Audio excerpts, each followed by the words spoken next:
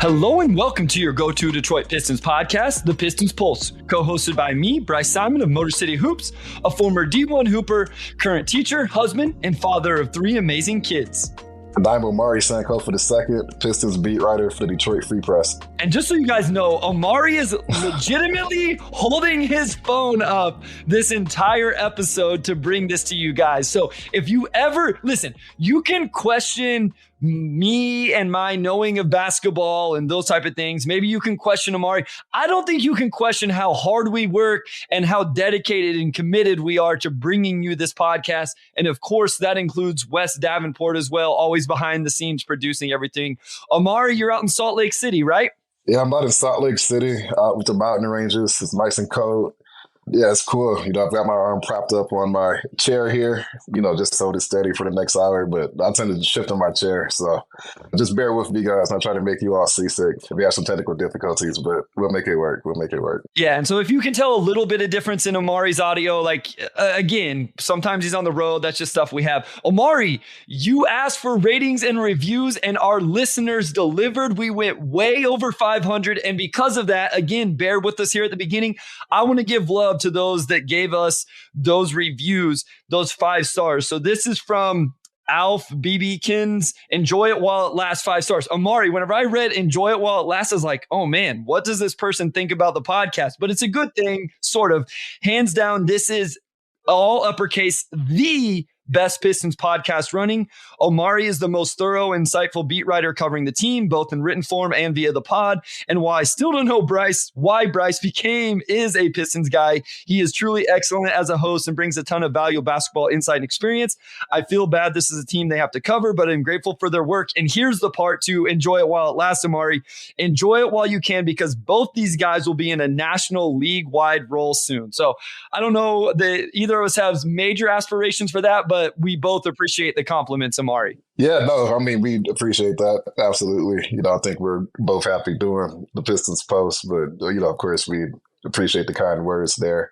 And it's funny. It's just, I've mentioned this on the pod before, but even though the team is bad, I feel like there's been a lot more to talk about because of how bad they are. Like, it's one thing to have a season where you expect them to be bad and they're bad. It's another thing to expect them to be better and they're like the worst team in history. That gives you a lot of material to chew on. So don't pity us. We're doing fine. This team is interesting in its own way, and we're gonna have a good show for you guys today as well. So this from Day Cod, he says, really good level how to talk. With the season being about as bad as it can be, these guys provide really good analysis. Hot takes are easy. What these guys provide is much better. So we appreciate that.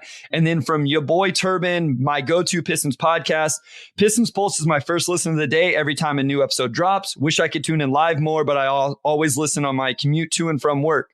Bryce and Omari do a great job keeping it real with the state of the Pistons while also finding some positive nuggets. I love Bryce bringing his perspective as a former D1 player into what he sees on the floor in terms of X's and O's. It helps me understand a bit more what might be going on in the players' heads and what they might be trying to do.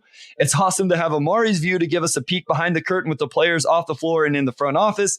Looking forward to what the future brings. Keep up the great work. P.S. Bryce also does a great job on the Game Theory podcast. Again, guys, just thank you so much for leaving these long, thought out, well-written reviews. We truly do appreciate it, and we want to give you love for doing so. Yeah, our goal was to crack 500, right? And we did it before the new year. So, yeah, big thanks to you guys for allowing us to do that. It means a lot. To hit 500 under 2 years is amazing, and we're going to try to get that to, I guess our next goal is what, 1,000? I was trying to think of that, did we say 600 seems weird, 750, it just has to be 1,000, right? That has to be, maybe it just has to be an even 1,000. Yeah, maybe that's the New Year's resolution. Couple real quick things, guys. If you are into some Pistons draft talk, I recorded as a guest over on the Drop Step podcast. Go check that out if you're ready for that. And then I will be in Denver with Omari this weekend. We're still trying to figure out when we're going to record. Maybe we do a shorter special episode, something like that. But we always like to record together in person when we get a chance. So just be in tune with that coming up over the weekend. Otherwise, Omari, let's get into this. Before we get into New Year's resolutions, we are going to do some just Cade Cunningham talk and just the season up to this point. The Pistons finally got a win. I think we all know and realize that. Where do you want to start? You want to start with that win? I don't really want to start with last night's game, Monday night's game against the Rockets. We will talk about that a little bit. We can talk about Cade. Where do you want to start? Yeah, let's just dive right into Cade because he was averaging, I think, 33, 34 points a game pretty efficiently going into the loss against the Houston Rockets last night. And he was, what, 3 for 16?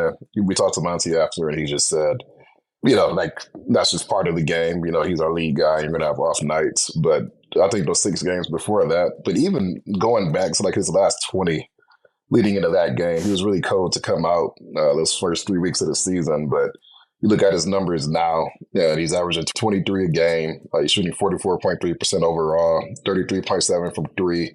Like he's getting to the line more, career high 4.7, and shooting 87%, also a career high. So the shooting splits are up across the board, even accounting for that poor start. And, it's funny, we had those debates early in the season. See a number one guy, number two, we'll figure some stuff out later. We don't have to put a title on him yet. But the way he's played this last month, really, I think he's really looked in many ways like the player we expected coming out of college. And, there's still some growth ahead. Of course, he's only 22, but I've been really impressed with what he's done on offense over the last few weeks. Yeah, I mean, I feel like, let me get your thoughts on this, and we can talk about the team as a whole later on. I feel like he just looked gas last night in that game against the Rockets. I'm going to give him one game, him and the team in general. You're on this 28-game losing streak, Omari. You finally break it. I expect that maybe eventually they get some positive momentum from it, but I'm not surprised there was a 1-game letdown right after that. You could tell that Cade especially, but everybody I think was really just, they wanted to break it, as everybody can imagine. So I'm not surprised that was the result on Monday. I want to see them obviously respond moving forward after this. But to me, it looked like Cade was just gassed. Did you kind of feel the same way? I felt that too. And we kind of see Cade get gassed, I think, pretty often. Like that was even an issue in his rookie season, or even just seeing him wear down at the ends of games sometimes. And, I know that was one of the knocks on him coming out of college. But he has had to carry a pretty heavy load this season as well. And we're going to have off nights here and there. But I agree. I just thought he looked fatigued, didn't have enough depth on his shot. He just wasn't quite as sharp as he was against. I think one thing we need to give Cade credit for, and we talk about this all the time, is just improvement. And his points per game have gone up every year. I know last year he only played 12 games, Omari. His free throw attempts have gone up every year. His assists have gone up every year. His turnovers are up, but I think we know the start of the season contributes to that a lot. And hopefully we'll see those start to go down. And then you mentioned it, just, the shooting percentages, his overall field goal percentage, his 3-point percentage, how much he's getting to the free throw line. I think we've kind of seen what we want to see in terms of improvement from Cade, even if it's not quite where we want. But man, in December, Omari, he averaged 25, 5, 7.5 on less than 3 turnovers on 50, 35, 86 shooting. His best 6-game stretch, or the 6-game stretch before this game, 32.5, 5 rebounds, over 8 assists on 55, 50, 86, getting to the free throw line over 7 times a game. I feel like we've seen the high-end potential from Cade Cunningham that we would want to see.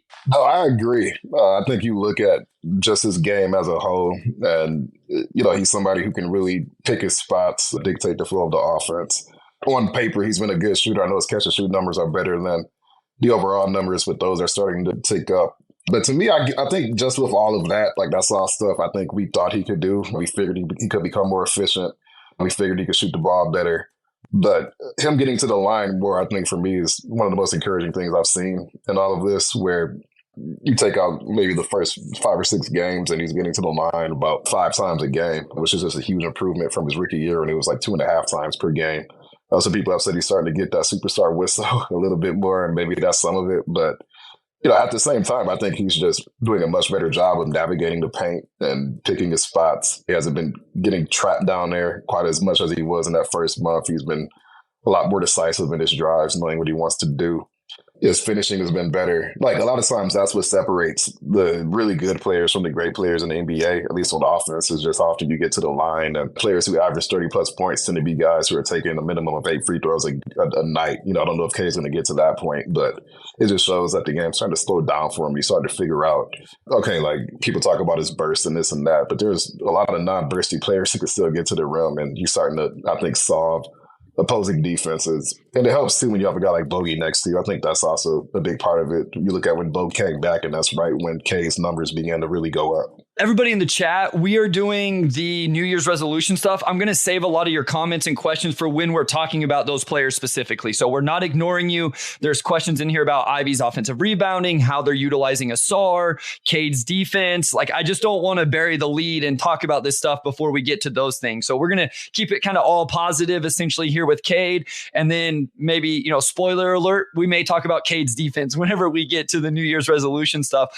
Speaking on the free throw attempts, Omari, Basketball Reference has like a game score, which it's not an end all be all, but if you look at his 10 best games of the season, he averages 7.3 free throw attempts in those 10 games.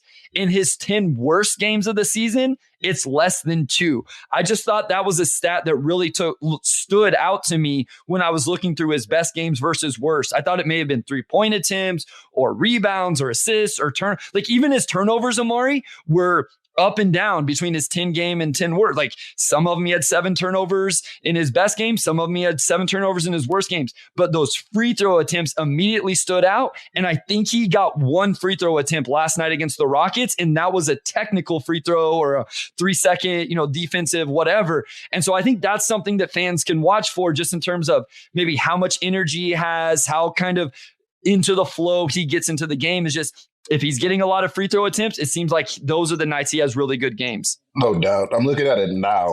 In his last 10 games, even with him only taking 1 last night, he's averaging 6.3 free throw attempts. And in that, you've got a game where he went 8 for 9, 10 for 12, 8 for 10. He went 10 for 10 against Toronto. And in all of those games, he's scored a minimum of 25 points with a couple 40-point games sprinkled in. I mean, that's not coincidental that he's having his best offensive nights, right, when he's figuring out how to get to the rim. So I'm curious to see just how much that increases by the end of the year. Like, you would think on his current trajectory, he probably could end up averaging about 6 per game by the end of the year if he keeps the current trajectory he's on now, which I think would be a huge plus for the Pistons and for himself as really a year 2 player. So this is Damian Coop on Twitter. And remember, guys, if you are watching, listening, whatever on Twitter, you can drop comments there and they'll come through into StreamYard, into the stream now. He says, "Oh, shoot, I caught y'all live. It's Damian from State Farm Arena." You're smiling, Omari, so I assume you know what this means, because I don't. Yeah, I shouted Damian out after the Atlanta game a week or 2 ago, because I met him. Like, I was just on the floor before the game, and he saw me and walked over and started talking. And then we shouted him out the next day or the day after that. So I'm glad you finally got to catch a live show, because I know you actually mentioned that him and trying to catch one in time just hadn't lined up. So I'm glad we got that. You're starting your 2024 off right, Damian. This is good news. Good to see you, man. One thing I want to talk about Cade as well, I wish they'd run some more mid-post isolations for him. Even if it doesn't always end up in a bucket, I feel like every time they run that, it yields something good. Either Cade gets a shot, somebody else gets a wide open look. Maybe even if he misses, it creates an offensive rebounding opportunity. I just think that that's something I would like to see with Cade's game, is just go to that a little bit more. We see it about once or twice a game. I think that's something he can really thrive with, because he can score out of it. He can also pass out of it. Obviously, he can score from the mid-range in general if, he just wants to face up and shoot over. So I think that is one thing that I would like to see them utilize more and more with Cade, is that mid-post game, because I think it's yielding good results. I think so too. And we haven't seen Cade just run just straight up post-ups a whole lot, but especially with how well he shot the mid-range this season. He's one of the best mid-range shooters in the NBA. I think this season is almost like a proof of concept, right? He's coming off the injury, and you just want to see what he is as essentially a year 2 player, and him knocking down mid-range shots the way he has, and just the variety of shots he's able to hit from mid-range really should open up a lot. I mean, especially as the Pistons improve their shooting over the years, or even this season, depending on what they do at the trade deadline. I think that could really, really help his playmaking a lot. I mean, he's already, it was like 7 assists and 2.9 turnovers in December. That could get even better. They haven't really had the same counting issues they've had compared to earlier in the season. And, some of that's just guys coming back like Bogey, but also I think Monty has been a little bit low key, I think just because of the losing streak, but I think he has done a much better job of putting more shooting on the floor, especially this past week. You look at Kevin Knox, who's played pretty well, I think, in these last few games. And all that's helping Cade, all this is helping Cade, become who he is. And I'm curious to see as we get deeper into this season, but also Cade, I agree with you for sure, Bryce. Like, I think that mid-range post-up could open up a lot, especially if you can get the proper spacing around them. I'm glad you brought up Kevin Knox, and that gives us a chance to maybe finish up here just talking about them finally getting the win. Yeah. You get to be around the team, at least in the media room, all of that stuff. I know I saw something during the broadcast on Monday night where Cade came in and like covered his mouth or something because he was cheesing so much and he didn't want people to see it. Kevin Knox played a big role in that. We'll talk more about Kevin Knox later, but shout out him for a good game that night. What was just kind of the vibe? Again, you're not necessarily in the locker room or, whatever all the time, but could you what could you tell from the team after they finally end this historic losing streak that everybody around the country, the NBA, is really paying attention to, covering, talking about a night in, night out basis? Yeah, I think immediately after the losses, when you go into the locker room, after the press conferences is when you could really see just how much the losing streak was weighing on guys. I mean, you could just feel the difference in the locker room when you're coming off of a disappointing game versus a happy game. Like when you win, everybody's social, chatting, joking around, like moving. There's a lot of good energy in the room. And after a loss, it's just quiet, deflating. Guys probably aren't playing music or, talking as much trash as they do, a little bit more to themselves. And I think as the losing streak went on, it just, honestly, there were some nights we go to the locker room and it's just like, man, it's just, it started to feel kind of sad, like you could just tell it's starting to really grate on guys. So then you win on Saturday and Cade walks out and he's like trying to cover his mouth because he's smiling so much. And he's like, why am I cheesing so much? And if you look at how he carried himself, I think after the Utah game, when he talked about his turnovers and the team just needing to be better, and just like you could just see it in his face, like it was just really weighing on him. Then you compare that to Toronto, and just his entire disposition was different. Like he just everything about the way he looked and carried himself just looked different after that. I know sometimes people tease, us after shoot around or practice because we'll talk about how the mood is light or the team seems loose or whatever, but a lot of that is because we see them in the locker room after games and we just see, how much winning and losing kind of affect the psyche of the team. So just going strictly off of shooting rounds and practices and those interactions, you probably wouldn't have known that they lost 28 straight, but you go in the locker room after games and it's like, this is a team that's been going through something. Yeah, I mean, that's why I'm really interested to see what this team looks like moving forward now, Omari. As people have said in the chat, the game on Monday was also New Year's Day. So who knows, New Year's Eve, they are adults, younger adults, a lot of them. So who knows? Like, I'm not going to, guess as to any of that type of stuff, but I'm really interested to see what this team does. Cause a lot of the last month, almost all of December was just like, can we stop the streak? Can we stop the streak? And there was really there was nothing else you could focus on, Omari. Like you just had to get, I could feel it today before we recorded. Every time we've recorded like the last 4 weeks, it's been a little bit antsy because of the streak. And I realize we're still talking about a 3-30 team, but I'm just so glad it's over with. The national media is not going to talk about this team anymore until the deadline. And so I'm really interested to see just how guys play over the next few weeks where they don't have that cloud hanging over their head quite as much anymore. I think it will get a even better indicator. It doesn't mean we can just throw away everything we've seen. They still lost 28 games. That still happened. And that's still part of their evaluation of who this team is, of the front office that put it together, of the individual players. But it'll be really interesting to see how guys play moving forward now that that's not something weighing on them day in and day out. No doubt. And I think this trip is pretty pivotal for that reason. You came out against a Houston team that was in the same boat as these guys not too long ago. They lost 20 straight games, I think the year before last. And you look at where they are now, and just to lose the way they did, I think can be really deflating coming off of that first loss that they had since October. So you have Utah in Utah. They're going to be healthier than they were before.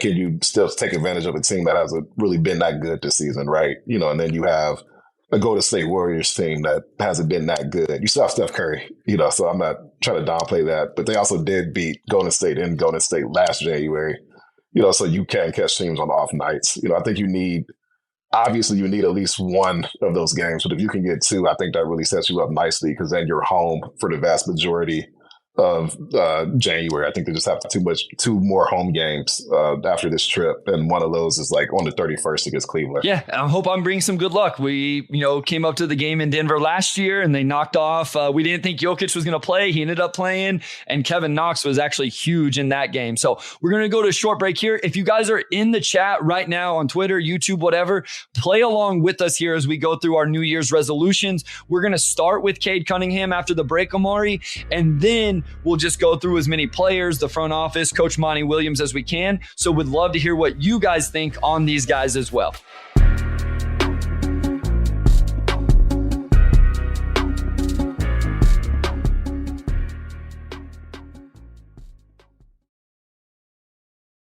All right, we are back with segment 2, and we're just going to dive right into our New Year's resolutions. So should we just keep the Cade convo going? Bryce, I'll let you lead off. Yeah, let's just keep it going. Yeah, let's go. Let's just continue with the Cade combo. We'll just go right into that. I first want to say continued health for him, Omari. I think that is vital. I think it's important for people. This is a guy that's played 33 games this year, every single game, and he's played 35 minutes a night. That's impressive coming off the injury he had and all of those type of things. And so I think it's really impressive that he hasn't had to sit out the second or the first of a back-to-back or be limited on minutes, anything like that. So that's first and foremost for me. I have another one that I want to touch on, but what would your New Year's resolution be for Cade? So mine is turnovers, and I know he's already trending in the right way as far as that, but it wasn't too long ago that we were debating if he can be like your primary ball handler, just because of how brutal some of the turnovers were. And that hasn't really been a topic in the last month, which I think speaks to just how much better he's been as a playmaker. So he just needs to keep that going, continue to be smarter with the ball and not have some of the turnovers he has late that can just kill your momentum. But I also agree with just staying healthy. It seems like he's the only guy on this team who hasn't missed, time yet. And I'm actually going to check that. But in a season where, all their key players have missed some time, for Cade to play all 33 games so far is big. It's really big. Yeah, he and Asar Thompson are the only only two who have appeared in every game this season. So obviously they're the only two that have even played 30, Omari. Nobody else has even played 30, and they've both played 33. Yeah, Ivy's at 29. Stu and Killian are both at 28. And then as much time as Burks missed, he's still like he's 7th with 26 games. I just shows how much time the other guys have missed. So yeah, like you want to see Cade get to 82. If he gets 82, I think that even if he gets to 72, I think that really puts a lot of the durability concerns behind him. Especially with how many minutes he's playing every night. Like Jalen Duren only played 18 games this year, which we'll talk about that a little bit. Michael, thank you. I always forget to do this with YouTube. If you can, hit the like button for YouTube. Appreciate that. And then he brought up, can you guys touch on Cade's defense? So this was definitely probably my biggest New Year's resolution for Cade. I think the offense is really good. There's some little things, right? You brought up the turnovers aren't a little thing, but it's definitely something we've seen improve, has to continue to improve and be good. I think either more 3-point attempts, continuing the free throw rate, whatever it is, I think that's important. I would like to see Cade's defense improve throughout the year, and especially whether it happens at the deadline, in the offseason and going into next year, when he has more around him offensively and he's not taking quite a big load, Omari. I think that's when we can really kind of hold him to that next standard defensively. I agree. And defense was one that I thought of, and he has, I think, a lot of room for growth on that end. Like he has good moments, but as far as just that, moment to moment consistency, it really hasn't been there. I think I give him a little bit of a break for that because one, just the load he has to carry, like the energy he has to exert on offense. And, I just think with that, you're not going to be able to give as much on defense. Typically you look at the guards who are like leaders on both ends of the floor in that area. They're usually not carrying as big of a load as Cade has so far. So I still think he has a lot of upside there, but obviously that's something he should tighten up. But, I think along with that, not just the road, but I also just look at the fact that a lot of lead ball handlers in the NBA are not necessarily great defenders anyway. Like Luka's not a great defender. Damian Lillard's not a great defender. I think James Harden's a much better defender than he's been given credit for, but he's still not like an elite lockdown guy.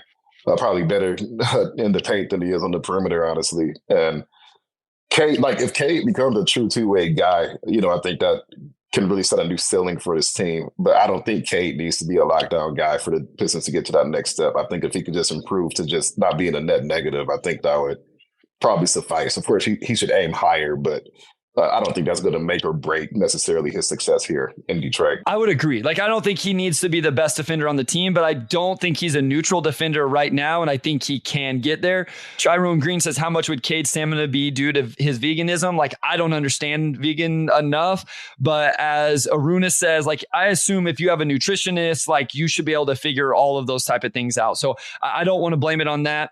We've talked a lot about Cade. Let's move to some of the other guys. Let's go Jaden Ivey. What is our New Year's resolution for Jaden Ivey? I'm still very bullish on what I think Jaden Ivey is, how good I think Jaden Ivey is, and about Cade Cunningham and Jaden Ivey being a backcourt together. I may be alone in that, but I do think that Jaden Ivey is very good. What would be your biggest area of improvement or New Year's resolution for Jaden Ivey? So I have two that I think I feel equally strong about just because of the role that Ivey's going to have to play next to Cade, and that's outside shooting and defense. He's shooting 33% from three. He started off really hot this season, but he was also playing a lesser role. And I think as his role has increased, his shooting has tailed off. He can still knock him down. I think he was 3 for 4 last night. But beyond that, that shot just hasn't really been there for him this season. And he also hasn't necessarily been like the highest volume three-point shooter either, which is not a huge deal. Like his best ability is going downhill. And, like I think that's fine. But I'm looking at it now, and he's eighth if you remove the two-way guys and like 3-point attempts per 100. And, I just think that could probably tick up a little bit just given how his minute load has increased. So that, and then the defense, which, I'm sure that's probably one for you as well, but he needs to improve there as well. Yeah, I agree. And I do think he has improved a little bit. He's found some ways to be impactful. I had the 3-point shooting also. Very weirdly, he's 46% on guarded catch and shoot threes, Omari, but he's only 29% on unguarded. And that's via synergy, which I think that just essentially how close the defender is. So he's actually making the guarded ones at a really good rate and not making the unguarded ones. I still believe in him, at least as a catch and shoot 3-point guy, not necessarily one guy off the dribble. And then as Doug says, what is your take on how impactful Ivey is becoming on the offensive board? So I have some numbers on that. Over the last 6 games, he's almost averaging 3 offensive rebounds a game and almost 2 stocks. That's blocks and steals together. And he has 13 offensive rebounds in just the last 3 games. So I think those are ways he can win on the margins around the edges, Omari, where yes, he gets downhill. Maybe the shot comes around. He's created well for his teammates. The defense has to continue to improve. But if he starts creating extra possessions with offensive rebounding and steals and blocks, man, that makes him an even more impactful player. And you can tell he's just really prioritized that in the last couple of games. I think he had 4 offensive rebounds against Toronto and against Houston. And you can just see how much of an effort and emphasis he's putting on tracking down those loose balls. And even after the game last night, he just talked about that being something that he could continue to build on. Like he has the skill set to do it. And if he can get the team extra possessions, then that's what he wants to do. So, again, it's just adding those margin moves that can really swing the outcomes of games over the course of a season. So it's just a lot of auxiliary stuff with Ivey, right? I think last year it was like, well, he needs to get better at finishing at the rim. And now it's like, he's just taking one step and he's blowing past guys. So there's been a lot of improvement there. It's just everything else. Yeah. And I with his rim finishing, we were giving him a lot of love. He has missed some easy ones lately. I will say, and I know nobody wants to hear this, Omari, but a lot of his misses end up in Jalen Duren putback dunk. So I feel like Ivey and Cade actually pressure the rim really well. They just aren't finishing it quite the sample or the rate that you would want from your backcourt. Let's move on to Jalen Duren. I have a few that I wrote down and actually even just a question that goes along with it. So again, if you're in the chat, play along here. What is your New Year's resolution for Jalen Duren? Where are you at with Jalen Duren, Omari? First, I need to shout myself out a little bit because we had our season predictions early. We had season predictions for the season. I said Jalen Duren is going to average at least 12 points and 12 rebounds. He's 12.9 points, 11.8 rebounds. So he's like right there. Yes. I saw it. And that's looking good so far. But beyond that, I think with JD, it really is just defense with him. I think he's already everything you need in a lot of ways as a rebounder and as just a play finisher and like a lob threat, right? Like he's already among the best in the NBA in those categories. He's giving you 3.5 offensive rebounds a game, like I'm sure at least one or two of which just turns into points for him immediately. So he's already accomplished a lot there. We've even seen like passing flashes, and I think that's still probably more of a down the road thing for him, but he can make, passes when he needs to. For him, it's just defense. It's just continuing to apply his athleticism and, length and strength down there and just be the lockdown guy that the Pistons really need. They don't have a true lockdown post defender on this team, which of course is pretty necessary to have any semblance of a good defense in today's NBA. Like if you don't have that, the alternative is like 4, wings who can all guard, and a lot of teams don't have that in their starting lineup. So for Duren, it's just, I think he's been better than last season, but it's still just understanding positioning. I thought Şengün was a really tough matchup for him last night, kind of catching him off balance. So getting better at those types of matchups, because it's not just the Şengüns who can do that. It's the Jokic's and the Embiids. The Valanciunas, I think Valanciunas has been a tough matchup for Duren at times too. So a lot of that, I mean, he's 20 years old. You get better with age, but that's just, for me, his primary area of growth at this point, and everything else is pretty secondary. As Michael says, Duren, stay healthy. Aruna, ankle flexibility. Yeah, I think that has to be up there on the list just in terms of staying healthy, staying on the floor. And it seems like specifically with his ankles. And then, yeah, my second one was also just being like a defensive anchor. I think that's why I think sometimes people get upset, who do you hold to a higher standard defensively? I think with Duren as a big, you want to see him be an anchor, in maybe not all defensive team, but very good defensive anchor. I will give him this.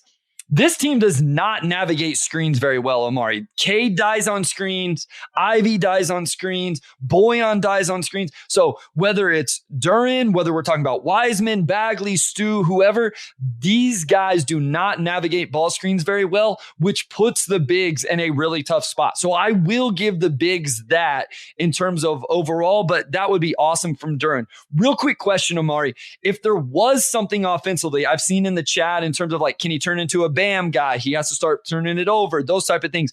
What would be the offensive progression? I think he's really good on the offensive boards. We've seen a big improvement in his footwork. One time a game, he has just beautiful footwork. What would it be offensively? Is it passing out of the DHO, maybe develop a mid-range jumper, limit the turnovers? Is there something that stands out for you there? Yeah, great point on his footwork, by the way. He had a play last night. I think he caught the ball a little bit of an awkward spot for Cade. It wasn't an awkward spot. It was just Cade passing it so that he would have room, and he caught it and really went into the jump hook. And he has at least one play a night where it's man, he's really coordinated and also has really solid touch around the rim, which I think really gives him a higher ceiling on offense.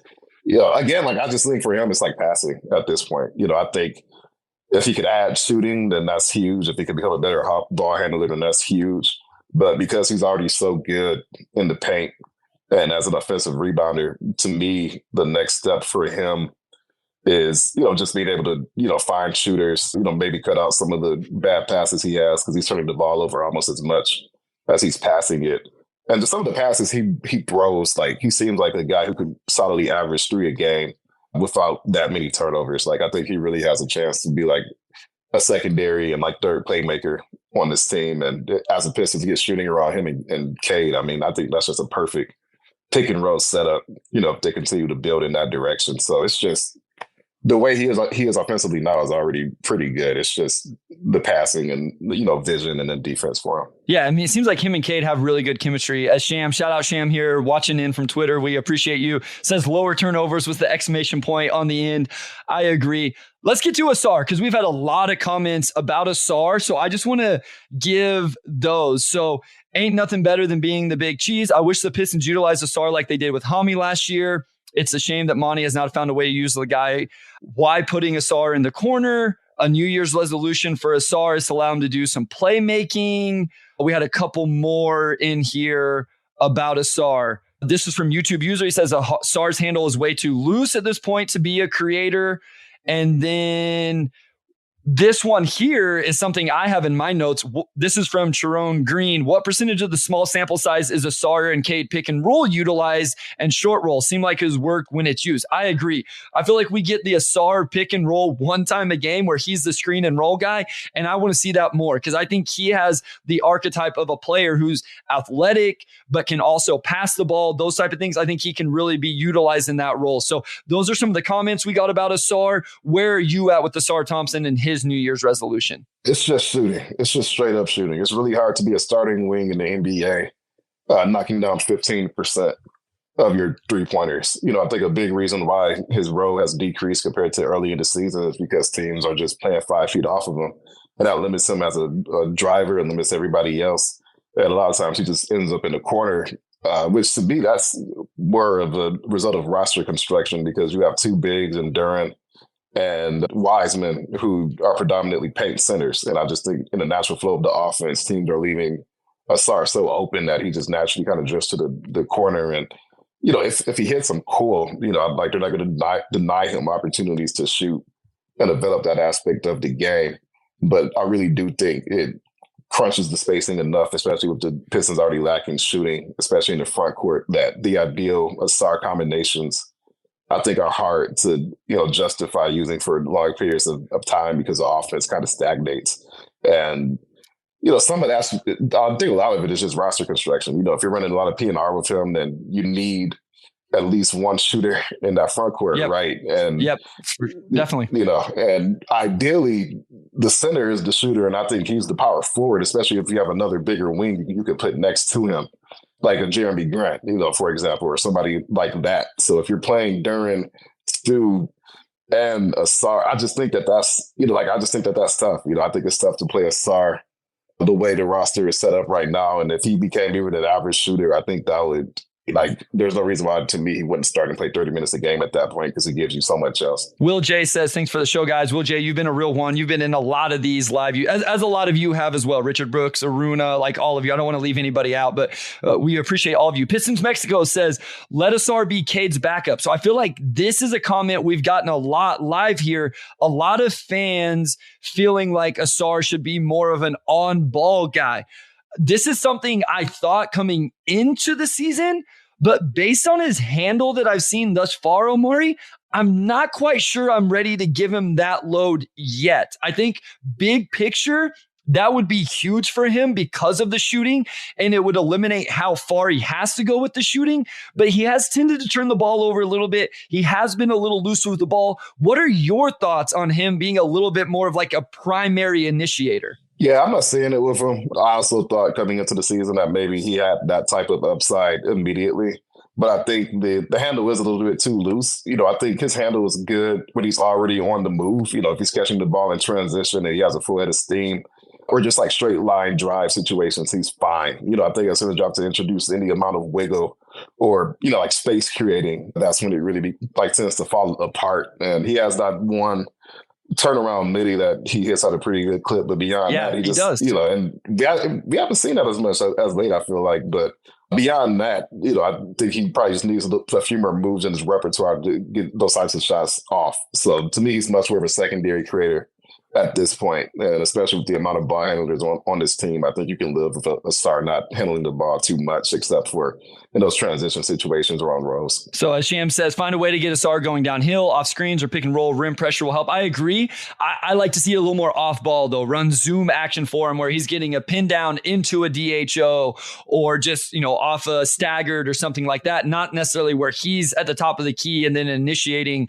a ball screen action. Derek Brown says, shout out to Wes. Yes, always shout out Wes. Make sure you're listening to Wes over on the Detroit Bad Boys YouTube. And yes, Wes needs to get paid. Listen, I don't mean to put this stuff out there too much. I just want you guys to know I do take care of Wes. So I just want to shout that out real quick. I do take care of Wes. So just so you guys know, we ain't going to put our business out there too much, but we do that. This pod does not run on unpaid labor. We're not running on unpaid labor. We got to make that clear. It does not run on unpaid labor, but we would do it for free. And Wes and I especially did it for free for a long time where there wasn't a lot of income coming in. With that said, I also want to say this real quick. I kind of got called out for this last time, but his starter versus off the bench splits haven't been good. Now, that doesn't mean it has to be like the end all be all. I just find it interesting that I don't know that we've seen the same type of energy from him coming off the bench, but that may coincide also with just how many games we are into the season and him trying to get acclimated to that. So just wanted to throw that out there real quick. I have all the numbers, but I don't want to go through them so we can get to other guys as well. We got to go to a short break. If you want to touch on that after the break, Omari, we can, but we're going to go to a short break. We'll come back with that and then get to as many other guys as we can before the end of the episode.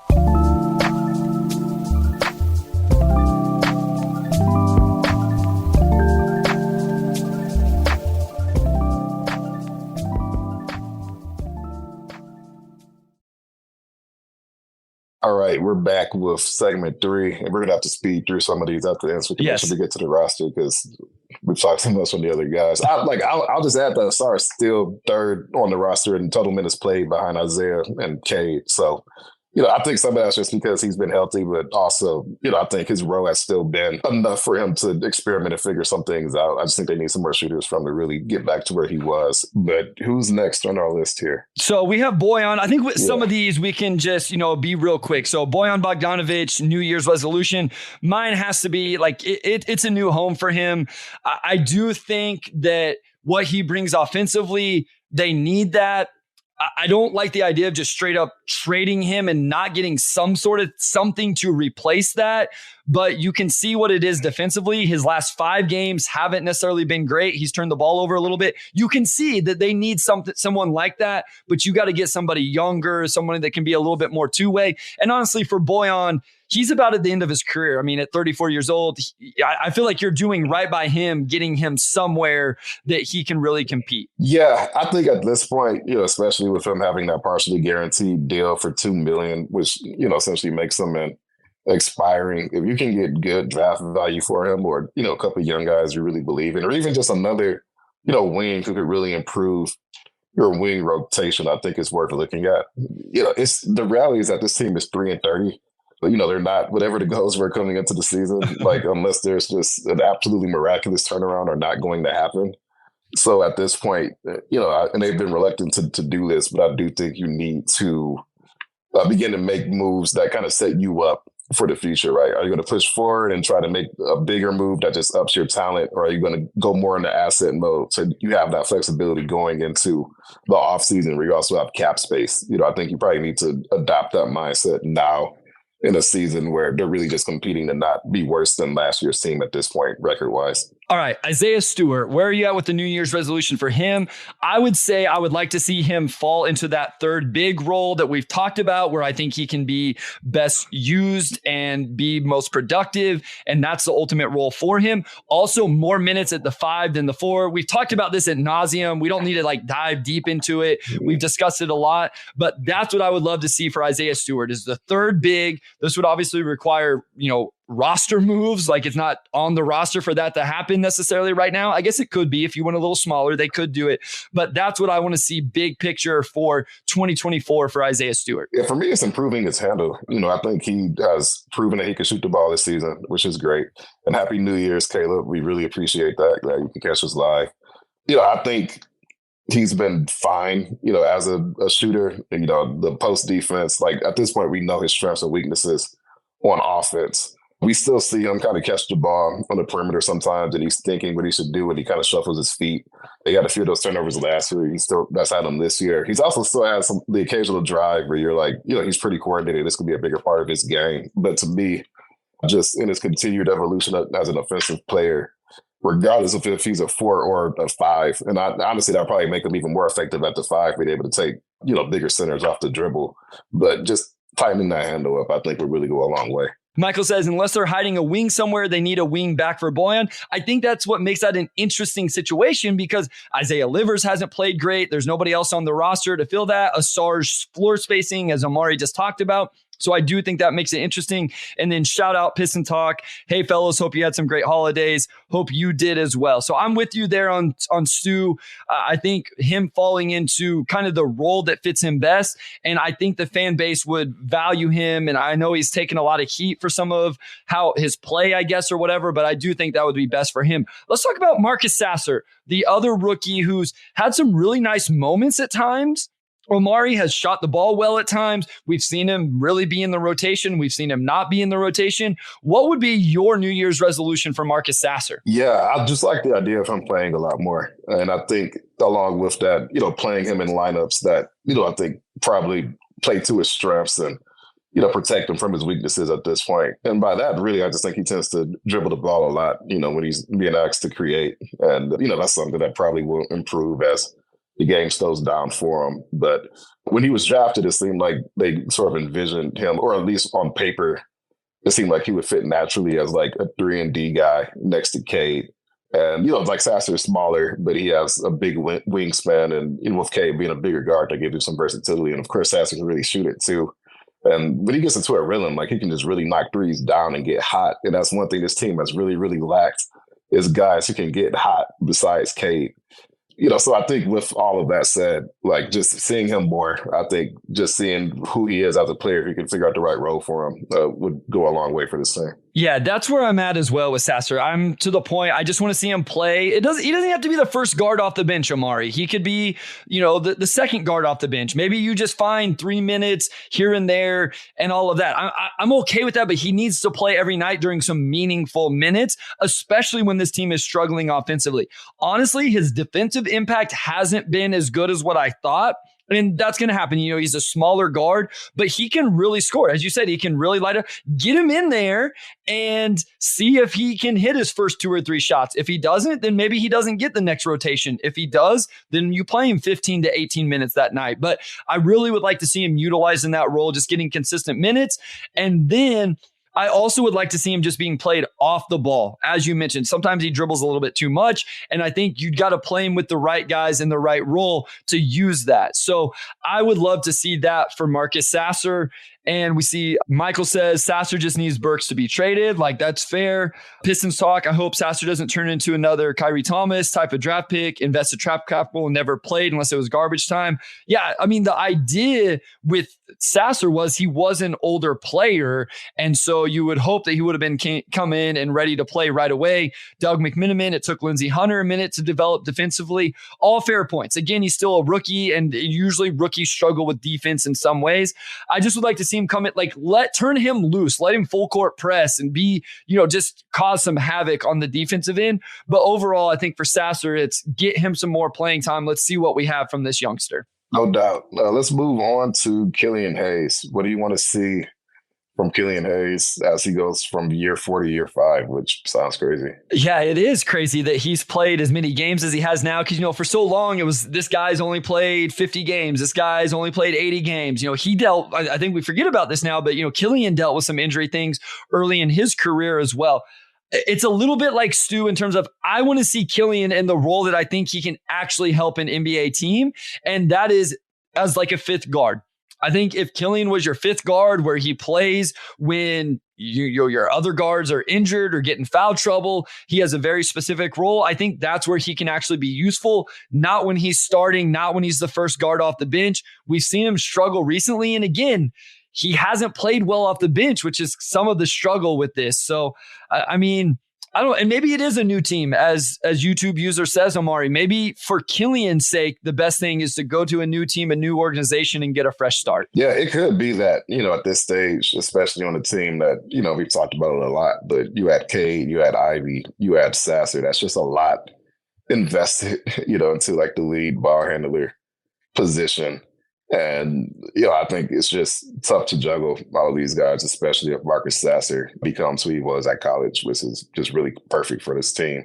But with that, I think it's just send Killian to the Spurs. 2 people say Pop would love Killian. I would say like him taking a step up defensively, because there's an archetype for Killian Hayes, and that's Ricky Rubio. Like, you run the offense, you can really lock down your man, and you're decent at hitting free throws, and you can do enough on offense to be passable. But Ricky Rubio never really shot great percentages, but he had a long career as a guy who could really stabilize your second unit. And if Killian could really make that leap defensively, I think that would really stabilize his career going forward. Yeah, the funny thing is the Spurs are refusing to play a real point guard. They tried to play Jeremy Sohan at point guard. Now they're trying. I like Malachi Branham, but they're trying to play him. They refuse to actually start Trey Jones point guard, which I just think is kind of funny. Yeah, I just wrote a question, Omari, was like, what is the thing that he needs to improve on to become a real rotational player we can believe in? Wes reminds me this all the time when Killian is on one of his hot streaks is we're essentially counting on him being an elite mid-range jump shooter. Like that's what he has to be able to do and to be effective. And can you really count on Killian being elite at being a mid-range jump shooter? I actually think what you said may be more right. Like actually be elite defensively, like go be the defensive player that I think a lot of people think he is, but I don't know that he actually is. RB Nesbitt says, I'm dying. Bryce said fifth guard. I don't know if that's because, is there an inside joke there or because he doesn't think he's even a fifth guard? It's just funny because that's like that's not like a role. Like that's like fringe rotation if you're the fifth guard for some teams. So I guess I was just like, that probably wouldn't be Killian's resolution, right? Yeah, no, it would not be. Okay. Yeah. Okay. Yeah, that's a bad okay, my bad. That was done. I didn't mean, somebody's gonna call me out for doing that in poor taste, and I didn't mean for it to be, because like, I just think that's his role. So you're right. That's not fair. His New Year's resolution should be elite defensively. My bad. That's honest mistake on my part. That is a rotation player, sort of. It should be elite defensively. That's the New Year's resolution for Killian. I'm going to get killed for that. I'm so sorry. I didn't even think of it. I'm like, we know how you meant it. You meant it as just like solid backup point guard. But when you think about fifth, you're counting. It's like that's like the backup's backup at that point. So yeah. Okay, you're right. I didn't even mean to. I just was like, what's the best role for Killian? Right. And that's what it is. So that's like saying the fifth guard is still like the 11th person on the team. It's not like you're sending him to the Motor City Cruise. All right, we're moving on. This is going to end up bad. I'm going to get called out on Twitter. My mentions are going to be blowing up. So I'm going to have to mute Killian Hayes for the next 2 weeks so I don't have to see all of that. The mute button is amazing on Twitter, by the way, if you guys didn't know. All right, we got to go to... We're not going to get to Bagley, Wiseman, some of those guys. Sorry, like we don't have time. We've had too much fun with some of this other stuff. So let's go right to Monty Williams. What is your New Year's resolution for Monty Williams?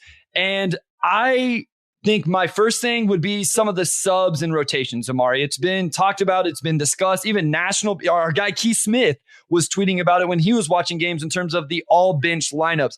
I do have something I want to throw out in terms of that, but that would be my thing is kind of, all right, we're 33 games in. Let's figure out the rotations and the lineups and those type of things. Yeah, I agree. I think, and he has made progress there as far as like staggering Cade and Bogey more. But along with that, there's still like those 2-minute spells at the end of the first quarter where they're both sitting. And then like Ivy will also, or Burks will also be sitting. And it's like, I feel like you need to have one of Cade and one of Brown on the floor at all times. And along with that, I feel like one of Ivy and Burks should also be on the floor at all times. Just to make sure you have enough offensive creation, which I think they've just been lacking in general on this roster for a handful of reasons. I don't think it's rotation related. I think that's mostly roster related. But I think there's some things that Monty can do to ease that as well. So, I think that's just it for me. I think it's just the rotations and substitutions and, maybe just avoiding some of the lows this team has whenever they go all bench. Like, you got a lot of national people watching the Pistons over the last 2 weeks. And, just to see them kind of echo a lot of the same concerns as the fan base, I'm sure it was very validating. And I guess beat writers as well was very validating for Pistons Twitter. So there's definitely some room for improvement there. Richard Brooks says Burks get red hot, so he's valued at the deadline. That's actually kind of what I had in my notes, Richard. So, and then Byron says bring Casey back. Listen, if me saying Killian Hayes is a fifth guard is done in bad taste, then you saying that bring Casey back for Monty's New Year's resolution too, Byron. So we can't do that. But yeah, Monty Williams. The other thing is, Where's the 0.5 offense? We've talked about this a little bit as well. And then I know we've talked about ain't nothing better than being the big cheese heads. Do the Pistons have the defensive coordinator back yet? Any update? Well, actually, the Pistons just hired a different assistant coach. So I'm assuming, Omari, that means we won't see Dan Burke on the staff, at least for this season. Yeah, I don't know for the season for sure, but I think it definitely shows that the team is prepared to be without him for an extended period of time as he deals with his personal situation. So that's, to me, I think it signals that if he misses the whole season, I don't know if they know the answer to that yet, but I would expect they probably wouldn't have hired a new assistant if they thought that they would get Dan Burke time in time for him to kind of gel back with the team and the roster. Doug McMiniman says, Monty resolution, bigger slices of humble pie. Sorry for the food reference. So Doug is a real one and listens to the pod if he's apologizing for bringing up food. Dr. Detroit says, we've got this a few times, Omari, so I just want to ask you, I don't think you have anything, but he says, I don't know if you're taking questions now, but any information on Monte Morris? We've had a few other people ask, so I just... there's another one here. Is there information on Monte Morris? Anything you can give anybody on that, Omari? Yeah, his reevaluation window is basically from next week through the end of January. So, that's obviously like a 2-3 week window. They said 6 to 8 weeks since the original date, and that's the window it falls in. So that's all I got. I wish I had more, but I think by the end of the month, we will have answers. All right. Before we go to the pod in general, Troy Weaver, the front office, what's the New Year's resolution? I know we're going to get a lot of fire Troy Weaver. We've had those conversations. We've done all that, Omari. We don't need to do that. What does this front office need to do? What is the New Year's resolution for the front office, the organization overall, however you want to look at it? Nobody specifically, what needs to happen? Yeah, you've got to balance the roster out. And that encompasses everything, as far as maybe getting, moving a big for a wing or just doing something to at least get more shooting in that front court and wing rotation. There's just too much role, I think, duplication between Duren, Wiseman, and Bagley. And we see that Monty's been pretty staunch when you're playing two of those guys because that's all you can do. You really can't play two of them together at the same time. So you just see that the roster is deficient in that. And I think you could certainly find some sort of way, whether packaging somebody else or getting involved in a 3-team or something like that to upgrade your wing rotation. And that's, I don't know realistically if you can even necessarily make the big move in the middle of the season that this team probably needs. I think that's probably more likely to be an off-season type thing. So I guess the question is, to what extent can you make an in-season trade that improves the team while still maintaining flexibility for the offseason to make a bigger move should you be ready to? And that's, I think, going to be a really tricky balance for them to find, especially since they're pretty capped as far as the picks that they can give out, other than seconds. So, I think they have a really unbelievably tough job. It's going to be the hardest job, I think, that Troy Weaver's had yet as far as sort of getting things back on track, because he's been a very forward-minding trader, I think, in the sense of just getting guys into the system.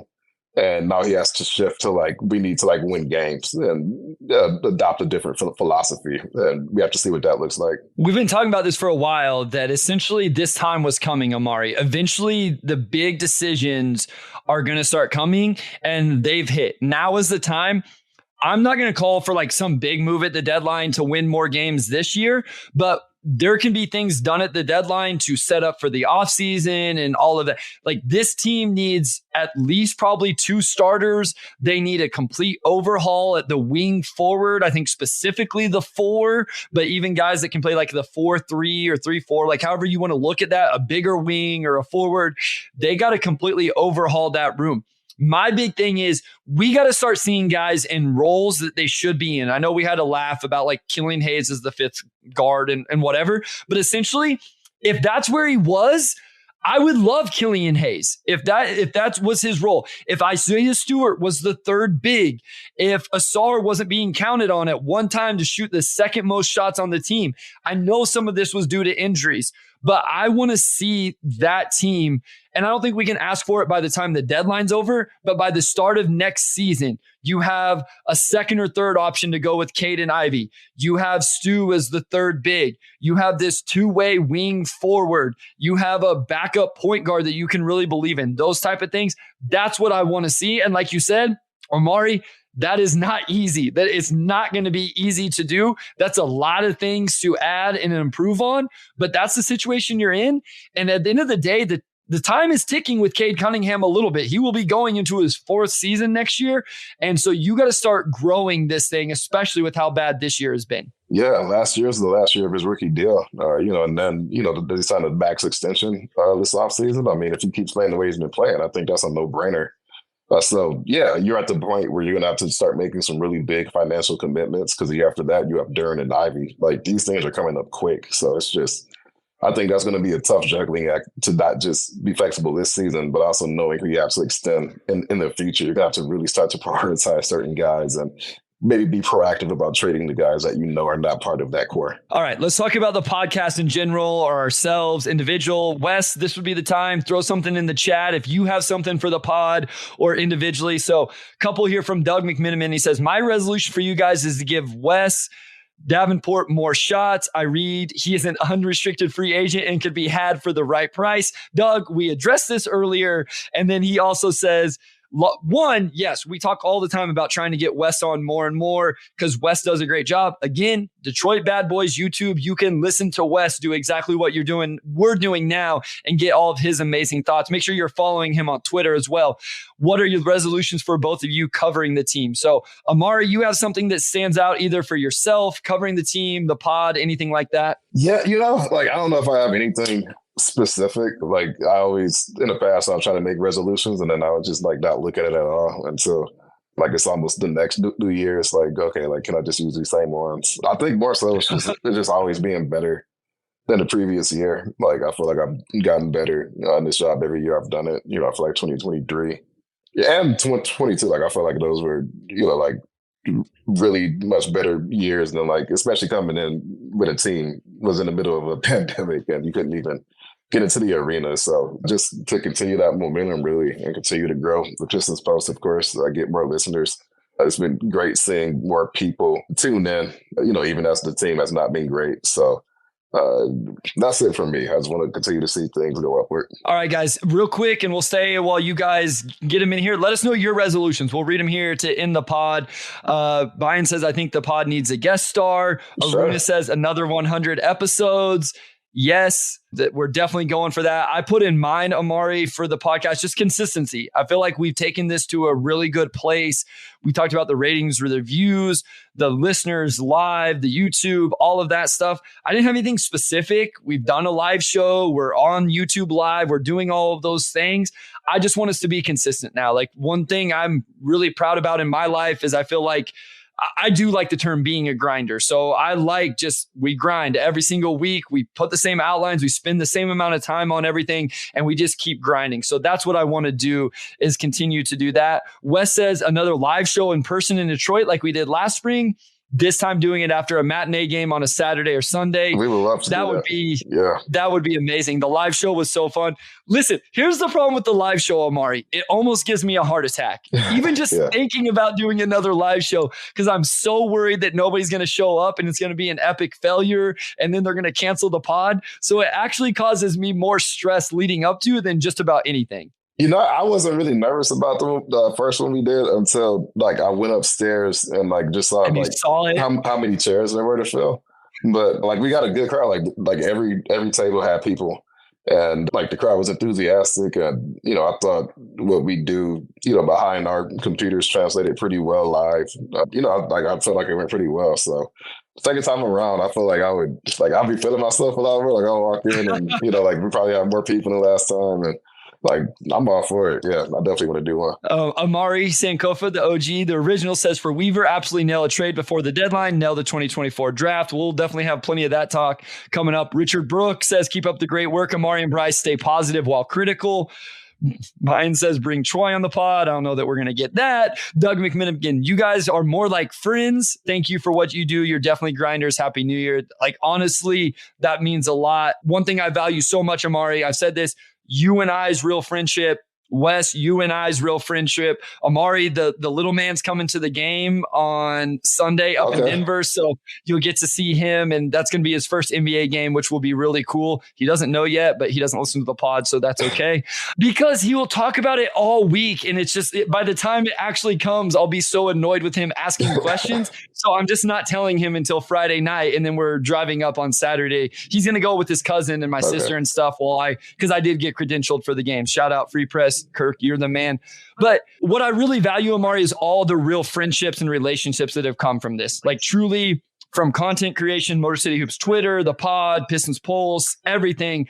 I value the friendships and none more than you and Wes's. No, absolutely. Like we've kicked it in Vegas every year, since that Vapor meeting in 2021, which is where the pod, we didn't even talk about it at that point, but that's where the pod was initially born. It was born because Bryce brought me on to Motor City Hoops, his initial Pistons pod. And I knew a lot of pods, and I was just like, man, this dude is that was the smoothest podcast experience I had ever had when he reached out. I was like, yes, I absolutely want to do a pod with you. And, we've become really great friends, and I'm glad that seems to come through on the pod as well, because we want it to be more of a conversation and not just us yelling at each other or debating or whatever else. Yeah, I'm always surprised because I don't think about it. It's like whenever people talk about our chemistry and how that's grown and all of that. So, all right, enough of that stuff. We'll let you guys go. Look out. We may do something together in Denver over the weekend. Definitely have something next week. Normal schedule, all of that. Wes, thank you as always. All of our listeners, viewers, hit the like buttons, the ratings, the reviews. We'll shout you out and read them if you leave us a really good review or whatever. Thank you guys so much. Hope everybody had a good, safe new year. Enjoy 2024. Omari, take it away, my guy. Yes, happy new year to everyone. Thank you for following us into 2024, and we hope this is another great year for us. So big thanks to our audio producer, Robin Chan, our editor-in-chief, Nicole Avery Nichols, our executive producer, Ajnet Delgado, and our sports editor, Kirkland Crawford. And then big shout out to Wes as always. And we'll talk to you all ideally live in Denver next week.